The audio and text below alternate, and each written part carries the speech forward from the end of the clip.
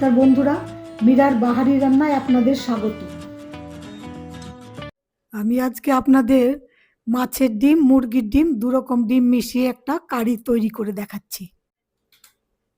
আমি প্রথমে মাছের ডিমগুলোকে নুন হলুদ দিয়ে সেদ্ধ করে নিয়েছি।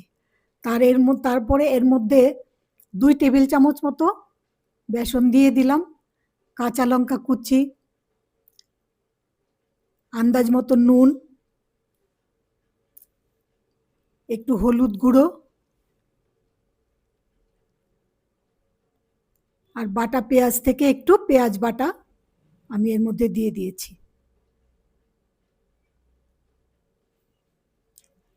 একটু রসুন বাটা দিয়েছি।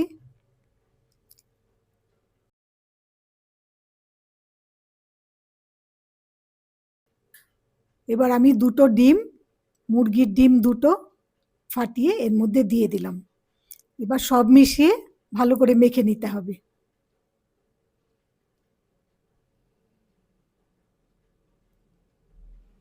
ভালোভাবে মেশাতে হবে। হয়ে গেছে মেশানো। এবার আমি একটা ফ্রাইং প্যানের মধ্যে একটু বেশি করে তেল দিয়ে ভেজে নেব, অমলেটের মতো করে ভেজে নেব। অর্ধেকটা ব্যাটার আমি এর মধ্যে ঢেলে দিলাম, আর বাকি অর্ধেকটা আমি পরে দেখাচ্ছি। সমান করে ছড়িয়ে দিতে হবে। এবার আঁচটা একটু কমিয়ে ঢাকা দিয়ে রাখতে হবে, অল্প আঁচে ভেজে নিতে হবে। একটা পিঠ ভাজা হয়ে গেছে, আমি এবার এগুলোকে পিস পিস করে উল্টে নিচ্ছি।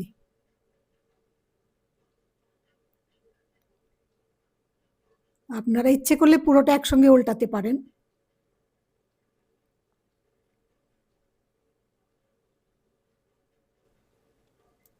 একটু কড়া করে ভাজতে হবে।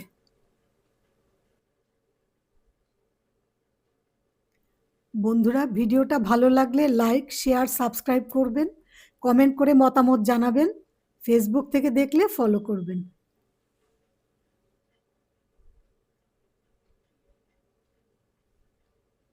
সবগুলো উল্টানো হয়ে গেছে। এবার আবার আঁচটা একটু কমিয়ে দিতে হবে, দিয়ে ওই পিঠটাও সুন্দর করে ভাজা হয়ে গেলে এবার নামিয়ে নেব আমি উল্টে।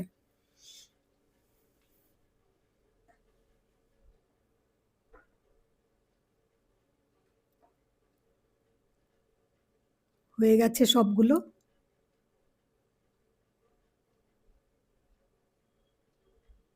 এবার আমি বাকি অর্ধেকটা যে ব্যাটারটা ছিল এর মধ্যে আমি আরো খানিকটা আটা দিয়ে, আপনারা ইচ্ছে করলে ময়দা দিতে পারেন, আমি আটা দিয়েছি। আটা দিয়ে একটু ভারী করে নিলাম।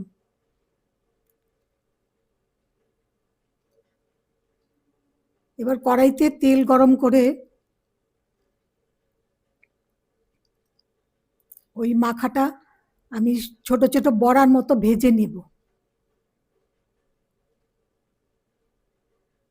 ব্যাটারটা একটু পাতলা ছিল অমলেটের জন্য, কিন্তু বড়ার জন্য একটুখানি ঘন করতে হবে।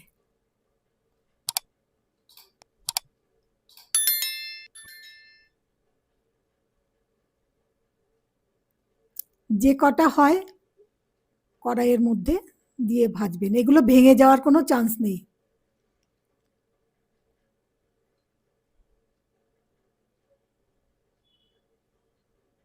তবে ভাজার সময় বাইন্ডিংটা ঠিক না হলে একটু ফাটে ডিমগুলো, একটু লালচে করে ভেজে নিতে হবে। ভাজা হয়ে গেছে, এবার আমি নামিয়ে নিচ্ছি। এভাবে আমি বাকি বড়াগুলো ভেজে নেব। সবগুলো বড়া ভাজা হয়ে গেছে।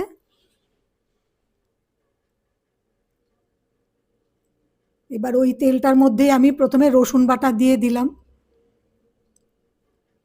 রসুন বাটাটা একটু কষিয়ে নেব। তারপরে পেঁয়াজ বাটা দিয়ে দিলাম। দুটোকে আবার ভালো করে কষাতে হবে যাতে পেঁয়াজের কাঁচা গন্ধটা না থাকে। এবার আমি আদা বাটাও দিয়ে দিচ্ছি।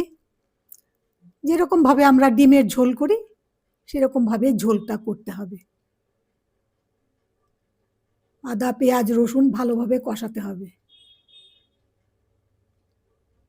তারপরে এর মধ্যে আমি গুঁড়ো হলুদ, গুঁড়ো লঙ্কা, কাশ্মীরি লঙ্কার গুঁড়ো দিয়ে আবার কষিয়ে নিচ্ছি।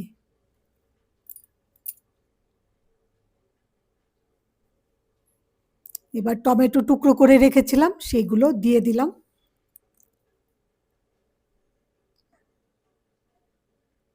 একটু জল দিয়ে এগুলোকে ভালো করে কষাতে হবে যাতে টমেটোটা ভালোভাবে সেদ্ধ হয়ে যায়।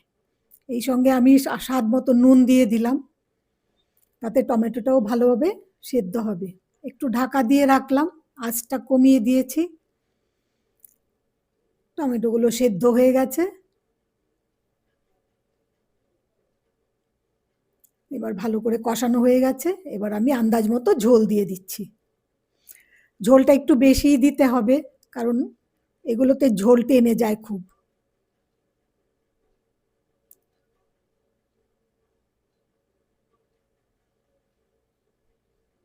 ঝোলটা আমি গরম জল দিয়েছি। এবার ঝোলটা ফুটে উঠেছে। এবার আমি বড়াগুলো আগে ঝোলের মধ্যে দিয়ে দিলাম।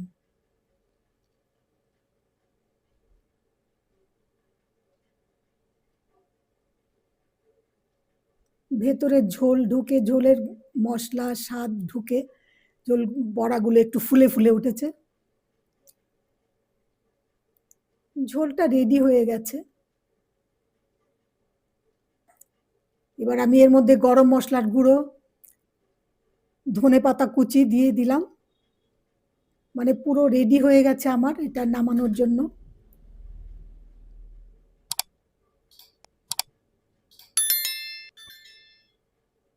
এবার এর মধ্যে আমি অমলেটের মতো যে টুকরো করে রেখেছিলাম সেগুলো দিয়ে দিচ্ছি। অমলেটের মতো করে করলে ঝোলটা আপনাকে রেডি করে নিতে হবে। নামানোর আগে 2-3 মিনিট আগে অমলেটের টুকরোগুলো দিয়ে তারপরে নামাতে হবে। ওপরে একটু ঝোল তুলে তুলে দিয়ে দিচ্ছি।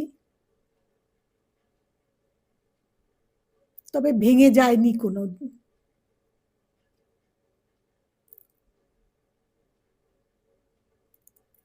হয়ে গেছে। এবার আমি শেষে একটুখানি ঘি দিয়ে দিলাম। রান্নাটা রেডি হয়ে গেছে। এবার একটু ঢেকে দেব যাতে সব গন্ধ টন্ধ থাকে।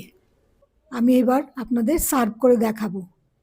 রান্নাটা কেমন লাগলো আপনারা অতি অবশ্যই আমাকে জানাবেন। ধন্যবাদ।